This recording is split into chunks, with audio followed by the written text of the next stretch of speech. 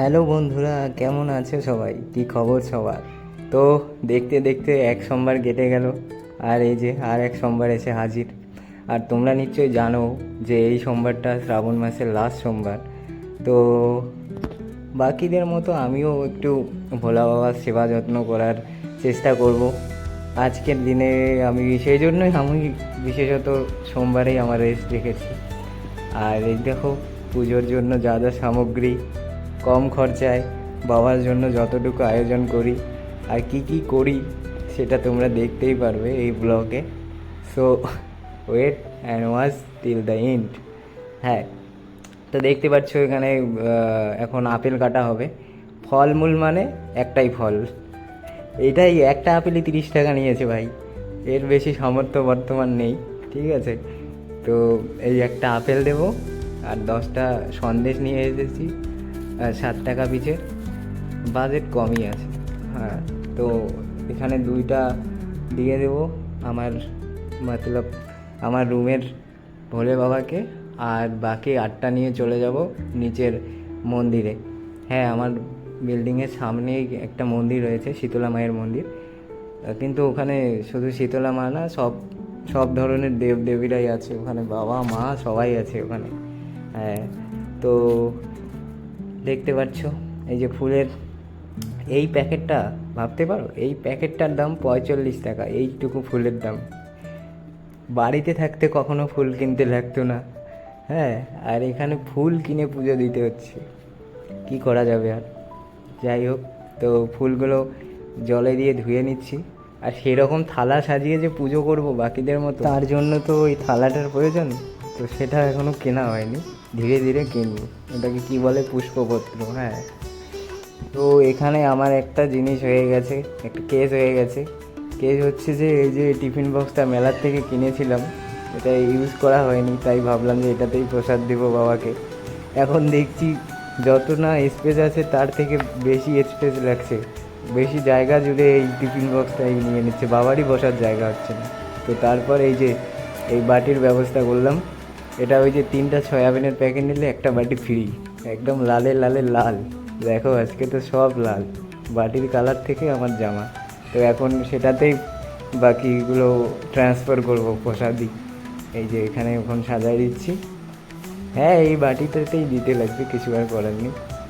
বাবা, ভোলা বাবা আশা করি আমার পরিস্থিতি বুঝবে আর প্রসাদটা গ্রহণ করবেন। মানুষ তো আরও কতভাবে একদম কাঁসা থেকে শুরু করে আরও কিসের কিসের উপর থালায়ও পর্যন্ত দেয় বাবাকে, কিন্তু আমার এই প্লাস্টিকের বাটি সামর্থ্য। তো এখন ফুল দিয়ে একটু সাজিয়ে নিচ্ছি। আর ফুল হাত দিতেই দেখলাম যে একটা জিনিস তো মিসিং, সেটা হচ্ছে তুলসী পাতা। ওর প্রসাদে তো তুলসী পাতা দিতে লাগবে নাকি? কারণ আমি যেটুকু জানি যে প্রসাদে তুলসী পাতা না দিলে সে প্রসাদ পবিত্র হয় না। তো তাই তুলসী পাতা নিয়ে আসার জন্য ছাদে চলে এলাম। হ্যাঁ, এখানে একটাই গাছ আছে, এই যে টফে করে গাছ লাগিয়েছে। কে লাগিয়েছে জানি না, আমি দেখি মনে পড়লো তাই চলে আসলাম। আর বলছিলাম না আমার বিল্ডিংয়ের সামনে মন্দির, ওই দেখো এটা হচ্ছে শীতলা মায়ের মন্দির। কিন্তু দেখো সবার উপরে বাবাই দাঁড়িয়ে আছে। তো বেশি না ভাই, এখানে তুলসী পাতারও খুব অভাব। তো তাই যে কয়টা লাগবে সেই কয়টাই এখান থেকে তুলবো। তো 2টা পাতা নিয়ে নিচ্ছি। এবার আশা করি সব জিনিসপত্র কমপ্লিট, ফুল থেকে শুরু করে তুলসী পাতা। আর এখন রুমে যাব। আর তার আগে দেখে নাও জিনিস, রেস্টের দিনে কি হয় দেখতেই পাচ্ছ, এগুলো সব আমার সকালে উঠে ধুয়ে দিতে লেগেছে। তো এখন এই তুলসী পাতাটা একটু ধুয়ে প্রসাদে দিয়ে দেবো। ব্যাকগ্রাউন্ডে কোনো বাচ্চার আওয়াজ পেলে ভাববেন না যে আমার রুমে বাচ্চা রাখি, ওগুলো পাশের রুমের বাচ্চারা চেঁচামেচি করছে ভয়েস ওভার দেওয়ার সময়। কিন্তু হ্যাঁ, দাম নিয়েছি ঠিকই, তবে ফুলগুলো বেশ সুন্দর আর টাটকা ফুলই দিয়েছে। একটা দিদির দোকান ছিল, ওখান থেকে নিয়েছি।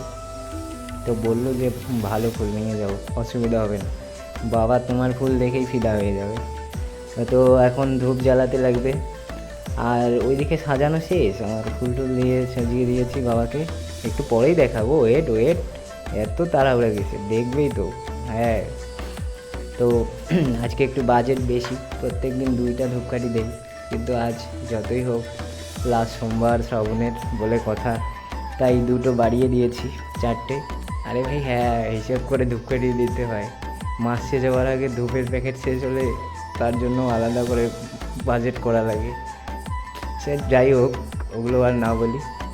এখন পুজোর সময় বাবাকে মন দিয়ে সব কিছু দিয়েই পুজো করবো, তাতে বাবা কিছু দিলে দেবে, না দিলে নেই। আমার যতটুকু সামর্থ্য সব ঢেলে দেবো বাবাকে। হ্যাঁ, যেমন সামর্থ্য জল দেওয়ার শুধু, হ্যাঁ দুধ ঢালতে পারছি না, কারণ এগুলো আমি আমুলের দুধ, প্যাকেটের দুধ ঢালবো না। আর এখানে গরুর দুধ কোথায় পাওয়া যায় জানিও না, তাই জল দিয়েই বাবাকে, বুঝতে পারছো তোমরা। হাওয়া বইছে, পুরা হাওয়া বইছিল, তাই ধূপ জ্বালানোর জন্য ওইদিকে চলে গেছিলাম। তো ফাইনালি ধূপগুলো জ্বালাতে পেরেছি। এবার একটু সাজিয়ে দেই, সাজিয়ে তারপরে মন দিয়ে পুজো করবো। একটু দেখতে থাকো। তোমাদের জন্য দেখানোর জন্য আমাকে কত যে ভাবে মোবাইলটা ইউজ করতে লাগতেছে, কত অ্যাঙ্গেল। তবুও তোমরা শুধু ভিডিওটাই দেখবে, সাবস্ক্রাইব আর করবে না। না না, এই কথাটা আমি বলবো না, সাবস্ক্রাইব করার কথা আমি বলবোই না। কারণ আমি আমার মনের শান্তির জন্য আমি ব্লগ বানাই, কারণ আমার মোবাইলের স্টোরেজ খুব কম, এত ভিডিও এত মোমেন্টস রাখতে পারি না। তাই যদি একটা ব্লগ বানিয়ে দেই 10-11 মিনিটে, আমার 100টা ফটোর কাজ হয়ে যায়, 15টা ভিডিওর কাজ হয়ে যায়। সেই জন্যই আমার এই চ্যানেলটা। হ্যাঁ, ফ্রাঙ্কলি সবটাই বলে দিলাম। যখন বুঝতাম না তখন আগে পুজো করার আগেই মনে ঠিক করে রাখতাম যে প্রণাম করে ঠাকুরের কাছে কী কী চাইবো, এটা চাইবো ওটা চাইবো। আর এখন যখন বুঝি তখন মনে হয় কিছু তো চাওয়ার নেই, চেয়েও তো কিছু পাই না, তো না চেয়েই দেখি, যা দেওয়ার বাবা দেবেন, যা না দেওয়ার সে দেবে না। বাস এইভাবেই এখন চলছে। তো বললাম যে বাবা ভালো থেকো, আর আমাকে ভালো রাখবে না রাখবে সেটা তুমি দেখে নিও। আমি আমার তরফ থেকে তোমাকে দেখব, তুমি তোমার তরফ থেকে আমাকে দেখবে। এই দেখো কেমন লাগতেছে বলো, ভালো করে সাজেছে? হ্যাঁ, ভালো হয়েছে? সবই তো দেখিয়ে দিলাম। তো ব্লগটা কি এখানেই শেষ করব? ভাবছি এখানেই শেষ করব, কিন্তু না, আর একটা কেজ হয়ে গেছে। 4টে ধূপকাঠির মধ্যে একটা ধূপকাঠি জ্বলেই নি, এতক্ষণ লক্ষ্যই করিনি। তাই সেই ধূপকাঠিটা নিয়ে এখন জ্বালাবো, কারণ 4টে মানে 4টেই চড়াবে। ঠিক আছে, বাবাকে বলেছি আজকে বাজেট বেশি, 4টা ধূপ মানে 4টা ধূপই। ওটা আবার পরে ইউজ করবো সেরকম আমি অত খারাপ মানসিকতার না, তাই 4টেই জ্বালিয়ে দেবো। হাওয়ার জন্য বারবার করে এই জিনিসটা হচ্ছে, নিভে যাচ্ছে। এই যে দেখা যাক, হ্যাঁ জ্বলছে মনে হয়, পেয়ে গেছি, এবার লেগে গেছে আগুনটা। তো এই ধূপটা দিয়ে আর একবার, এই দেখো কেমন নিজেকেই নিজে ধূপ দেখাচ্ছি। ওয়েলকামের সিনেমার মতো সিনটা হয়ে যেত তো এখনই। যাই হোক, তো এই ধূপটা দিয়ে এখন আমি বাবার সাথে কিছু পার্সোনাল কথা আছে, সেই জন্য ভিডিওটা হয়তো এখানেই, মানে ভিডিওটা মানে ব্লগটা এখানেই সমাপ্ত করব। হ্যাঁ, আজকের ব্লগে এই ছিল, আর কিছু ছিল না। আমার ব্লগ এরকমই সাদামাটা। হ্যাঁ, কোনো রং নেই, হ্যাঁ কোনো এডিট নেই, কোনো কে বলে ফানি জিনিস নেই, এইরকম। আমি যেটা করি সেটাই আমি আমার স্মৃতি হিসাবে এই চ্যানেলটাতে ব্লগ বানিয়ে রেখে দেই। এটাই সত্যি কথা। তোমরা লাইক করলে করতে পারো, সাবস্ক্রাইব করলে করতে পারো, আর না করলেও তোমাদের ইচ্ছা। তো চলো আর একবার বাবাকে ভালো করে দেখিয়ে দেই ফাইনাল লুক।